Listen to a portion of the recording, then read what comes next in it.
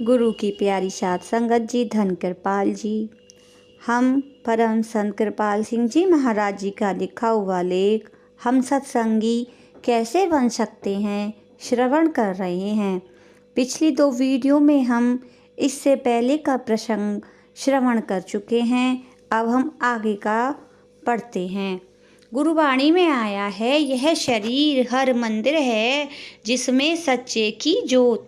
इसको शरीर के हरि मंदिर को बाहर भी साफ रखो।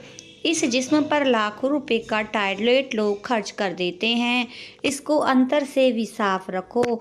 अंतर में काम के ख्याल आते हैं, ईर्ष्या के ख्याल आते हैं, निंदा है, चुगली है, दूसरों का बुरा चितवन है, अपनी आत्मा की याद भी भूल जाता है, दुनिया की खातिर आत्मा को जवाब दे देता है। क्यों भाई, सच है तो बड़ा ज़रूरी है। मन की सफाई बड़ी छोटी छोटी बातें हैं, मगर इसके बगैर गति नहीं।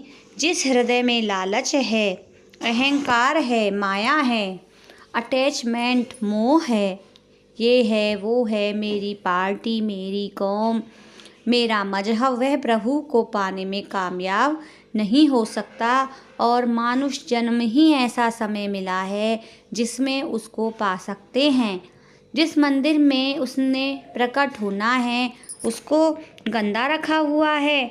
दिल दरिया की माछरी गंगा बह आई, अनिक जतन से धो गई तो हवास न जाई। गंगा जल कितना निर्मल है। जमीन पर रेत और कंकड़ नजर आते हैं, जर्रे जर्रे नजर आते हैं, पर मिट्टी उसकी क्या मिट जाती है। गुरु अमरदास साहब फरमाते हैं, हम नीच ते उत्तम भय भाई। कभी हम भी तुम्हारी तरह थे, जब 60-70 साल की तलाश की बाद उस हकीकत को पाकर वापस आए। एक कारण जो उसके पाने का कामयाबी का बड़ा जरूरी है, बड़ा गुण है, वह है मन की सफाई।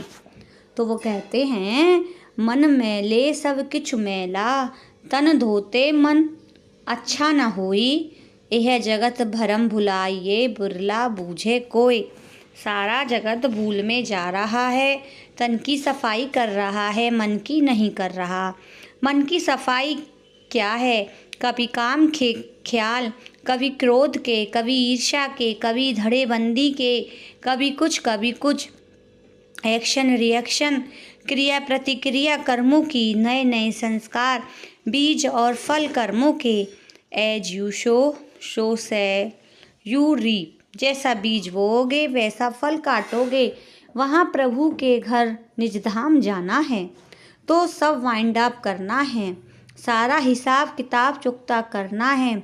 बाइंड अप करना तो किनारे रह गया और बीज बीजते चले जाते हैं कर्मों के। आगे भी कई बार हमको मानुष जन्म मिला होगा। तो कबीर साहब कहते हैं, आगे ना सही अब ही सही। आगे दुनिया का प्यार रहा, दुनिया की खातिर ये वो वापस जाने का ख्याल नहीं। अब फिर मानुष जन्म मिला है, मिल जगदीश मिलन की बरिया। It is thy turn to meet God. प्रभु को मिलने का समय मिला है, मानुष जन्म। आप ही समझो, रोज़ सुनते हो, कभी सोचा है बैठकर अपने आप की पड़ताल करो, कभी मैं क्या कर रहा हूँ? कभी नहीं। बहुत कम लोग हैं जो बिल्कुल थर्ड पर्सन होकर, अपने आप से अलग होकर दूसरों की नज़र से सोचते हैं कि मैं क्या था, अब क्या हो गया हूँ। ये आइडियल आदर्श मैं सत्संगी का पेश कर रहा हूँ और इसके लिए दिल की सफाई ज़रूरी है। एक नहीं, जितने महात्मा हैं सब इसी बात पर जोर देते रहे कि ethical life is the stepping stone to spiritually. नेक पाक सदाचारी जीवन परमार्थ का पहला जीना के लिए और बहुत सी चीज़ों की ज़रूरत होती है। प्रभु को पाना है, वह सब में है।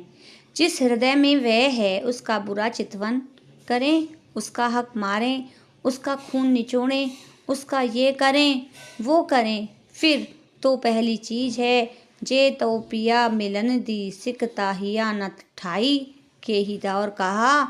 खलक खालिक की जान कर खलक दुखावे नाही, खलक दुखे नंदलाल जी खालिक कोपे ताई। ये है सत्संगी बनने के लिए जरिए साधन। इसलिए वे कहते हैं सारे धर्म हैं, सच बोलना धर्म है, ख्यालात की पवित्रता धर्म है, ब्रह्मचर्य का पालन धर्म है, सब वे परमात्मा हैं, सबका आदर मान करना, मान बढ़ाई देना धर्म है, सबकी सेवा करना धर्म है, अहिंसा परमो धर्मा, ये परम धर्म है। तो इसलिए अर्ज किया जाता है, दो चीज़ें जो इस रास्ते में रुकावट हैं, कबीर साहब कहते हैं, एक कनक और कामिनी दुर्गम घाटी दोए। कहते हैं कोई विरला साधु देखा जो इनके पार गया, जर सोना और जन कामिनी, इनके पार कोई विरला ही गया। जो किसी को खुफिया छुपा में खजाना मिले और हाथ ना उठाए, कौन कर सकता है। जज करो अपने आप को, परखो अपने आप को, इस कसौटी पर रख कर कहना और है करना। और जो इल्ज़ाम हम दूसरों को देते हैं, दूसरे भी हमें दे सकते हैं। जो अपनी पड़ताल हम आप कर सकते हैं, कोई नहीं कर सकता। हम ये चाहते हैं दूसरे हमको अच्छा कहें, तो इसलिए महापुरुष हमेशा इस बात को कहते हैं कि प्रभु से प्यार करो, प्रभु सब में है, सबसे प्यार करो। तो मतलब सवाल शुरू हुआ था सत्संगी बनने का। हम कितने बने हैं? हम चाहते हैं हम सत्संगी बने तो हम किसी को धोखा ना दें, किसी का हक न मारें, अपना लिहाज भी ना करें, तब तो है ना। वरना जो मैंने अर्ज किया पहले, मंदा कुत्ता खसम नुगा, लोग हमारी मिसाल देकर सत्संग को बदनाम करते हैं। हम नहीं देखते, दुनिया देखती है, माफ़ करना। रामकृष्ण परमहंस ने विवेकानंद से पूछा, क्यों भाई क्या देखा? पश्चिम में कहने लगे, it is all worship of women and gold, सब कनक और कामिनी के पुजारी हैं। फिर क्या यहाँ हिंदुस्तान में नहीं है? यहाँ भी यही है, जर जन जमीन, रुपया पैसा कामनी जायदादें। तो इसलिए मैं अर्ज कर रहा था, सत्संगी हम कितने बने हैं? सत्संग तो रोज़ सुनते ही रहे हैं ना, सुन सुनकर बूढ़े हो गए, कितने कितने बरस हो गए हमें सत्संग सुनते हुए। बदलना चाहिए था। अगर हमारे ख्यालात पवित्र हो जाएं, इसमें किसी का बुरा चितवन नहीं, आपको अपने आप से खुशबू आएगी। मिसाल आपको दूं, रोज़ टॉयलेट मलते हो ना, खुशबूदार साबुन, उस पर खुशबूदार तेल भी मलते हो, 2-4 रोज ना बरतो तो बदबू आ जाती है सिर से। सब ख्यालात का असर है। Every thought has its own colour and its own aura. हर ख्याल का अपना रंग और अपना हाला, अर्थात नूरानी अक्ष होता है। विभिन्न रंगों की किरणें जो हर एक मानव के शरीर से प्रसारित होती है, वही साइंटिफिक चीज़ है, वैज्ञानिक तथ्य है। हमारे हुजूर श्री हजूर बाबा सावन सिंह जी महाराज थे, एक दफ़ा फरमाते थे कि मैं ड्यूटी पर था तो बड़ी खुशबू आने लगी। मैंने आगे पीछे देखा, खुशबू कहाँ से आ रही है। आगे गए तो एक फ़कीर बैठा था जिससे खुशबू आ रही थी। रेडिएशन होती है, अर्थात किरणें प्रसारित होती हैं हर एक व्यक्ति से। जिसकी नाक में सूंघने की कुव्वत है, क्षमता है, वही सूंघ सकते हैं। जिनकी नाक में नहीं, वो क्या सूंघेगा? ट्राई करके देखो। गुरु अमरदास साहब ने बड़ा खोलकर निर्णय किया है।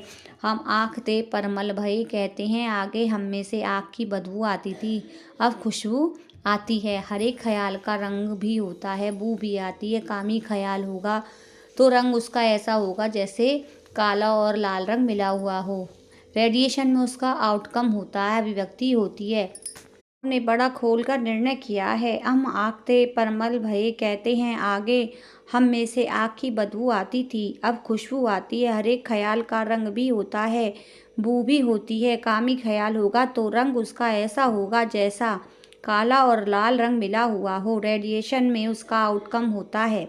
2-4 दिन सिर ना धो, बदबू आने लगती है, ख्यालात का असर है। तो इसलिए महापुरुष बात पर जोर देते हैं, भाई देखो मानुष जन्म भागों से मिला है, इसमें क्या करो। कोई बच्चा बगैर मेहनत के नहीं सीख सकता, हर एक काम के लिए काम करना पड़ता है। मैंने कहा ना, कोई आलिम नहीं बन सकता, फाजिल नहीं बन सकता, कोई ग्रंथकार, कोई पहलवान, कोई संत नहीं बन सकता जब तक उसने रातें ना काटी हों। जो पिछली बैकग्राउंड पुरवले संस्कारों की भूमि हो, वे आगे बढ़ जाते हैं। Man is in the make, हर एक इंसान बन रहा है, लेकिन जो बैकग्राउंड हो पिछली और यहाँ आकर ढीला पड़ जाए, तो यहाँ वाले जिनकी पिछले संस्कारों की भूमि नहीं, अर्थात जो इसी जन्म से शुरू हुए हैं, वे आगे जा सकते हैं यदि मेहनत करें। तो इसलिए सीक्रेट ऑफ सक्सेस, सफलता का रहस्य, उसकी कुंजी क्या हुई? लगन और काम।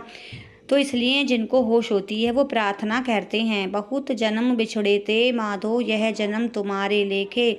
चलो कभी तो होश आई, अब तो मिला है कि नहीं मानुष जन्म, आज ही कर लो, जब मालिक ही देना चाहे मानुष जन्म भी है।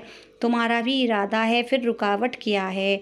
रविदास जी कहते हैं, कहूँ रविदास आस लग जीवा, कहते हैं इसी आशा में मैं जी रहा हूँ। अब मैं तेरा हो गया, जो उसका हो ले, उस प्रभु का हो ले, तो वह प्रभु उसका हो जाता है। नामदेव का किस्सा आपको मालूम है। घर से निकले, मकान का छज्जा टूटा हुआ था, घर वालों ने कहा तरखान बड़ई को बुला लाओ, गए उसकी प्रभु की याद में बैठे, भूल गए, लगन में भूल जाता है ना। दूसरे दिन भी भूल गए, तीसरे दिन चौथे दिन भी भूल गए, तरखान नहीं लाए। आखिर घर वालों का काम न हो तो बड़ा वह होता है ना। कहने लगे घर वाले आज नहीं लाए, तरखान तो याद रखना। अच्छा भाई, गए। अब जिसको लगन लगी हो उसको क्या है, जाकर बैठ गए उसकी याद में, फिर भूल गए। उठे, अब जो होगा सो होगा। अब वह मालिक मजदूर बेड़ी तरखान बनकर आया और छज्जा बना गया। दूर से नामदेव ने देखा छज्जा बना हुआ। जवाने बुलबुला दानत के मी दानत, बुलबुल की जमान को बुलबुल ही समझ सकती है। शेर हो गई, कहने लगे लोग तुम्हारा बेड़ी बहुत अच्छा था, हमें भी भेज दो।